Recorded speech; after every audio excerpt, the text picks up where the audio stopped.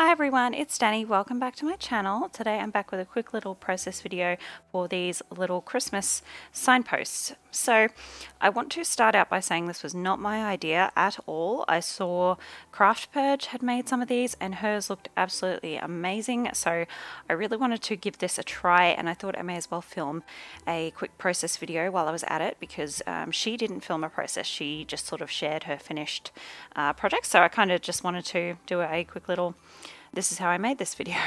So while I have totally borrowed her idea, I have modified mine slightly. So she used a plastic straw, I believe. I knew I had these paper straws and I have decided to cut them down the middle because I'm using mine on a scrapbook layout and I definitely didn't want a full-size straw on my scrapbook layout. So I've done that with my craft knife and now I am trimming out some of my little signpost words or destinations, I suppose. I just printed these out on my computer in some Christmassy fonts and now I'm using my mini guillotine to trim them down. Just doing a couple, so I will go ahead and do a bunch of these in one sitting, but I'm just going to show you how I made this one. So I'm just fiddling through my papers trying to find some that I want to use. I really like this musical note one. Just deciding how big I would like it to be. So I pulled out some of this green because I really want to back, I want a few layers on these. So I'm just going to back my word with a thin strip of this green pattern paper. And then my other word I'll back with a bit of red. And that's just going to be a thin border around the word to sort of make it stand out from the main part of the signpost. So just taking my fussy cutting scissors and carefully trimming around the outside of that. Go. And then I'm going to stick those onto the signpost. So just a bit of wet glue. I use wet glue on most of my projects, especially ones like this where there's kind of larger dimensional pieces.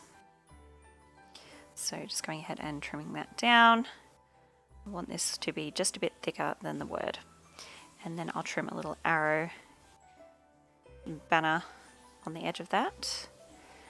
Just trying to get a feel for where I am going to put this. I do, as you can see, I do put some glue down, but I changed my mind. Just trimming the top off that straw. It was looking a little bit raggedy. I do glue this down, but I don't end up leaving it there. I'll pull it up in a minute.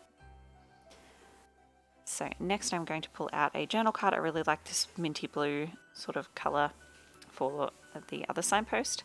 So I decided that I wanted to have that one up the top really. So I pulled that first one off and going to pop that down. I really love how the red pops against that blue. And this one I'm just going to cut into a little fishtail banner. Just bringing a little bit of interest, making it a little interesting to look at. Just fussing with it, obviously. It's got to be perfect. And then because this was a journal card, I'm just folding the edge over. It's a little bit of a thicker sort of cardstock rather than paper, so a little bit of wet glue there. And then this one I'm going to put at a bit of an angle, so yeah, again, just for a bit of visual interest, so it doesn't look like they're perfectly lined up with each other. There we go. Once the glue has dried, I've added a little white pom-pom onto the top of my barber pole. And now what I'm doing is taking some teeny tiny star sequins. They're really hard to see at this zoom, but I will zoom in and slow the video down so you can see once I've finished how pretty and sparkly they are.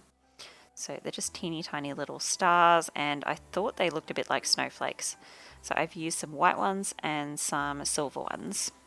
Just sprinkling them kind of randomly all around the little signposts. And once I zoom in, you'll be able to see how it's so pretty. They catch the light and they really look like little frosty snowflakes, I think.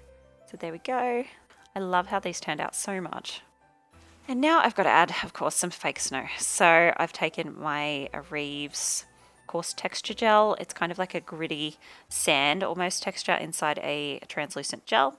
And unfortunately, I did not get the painting on camera, but what I do right at the end once this has dried, because it does dry a little translucent, I just go in with some white acrylic paint and go over the snow, and it really does look like snow at the end. So it's super cool. I was really happy with how these turned out. Pretty quick, pretty easy to make, and really cool for Christmas embellishments and even for like gift toppers. That is all from me. Thank you so much for joining me today, and I will see you in my next video. Bye guys!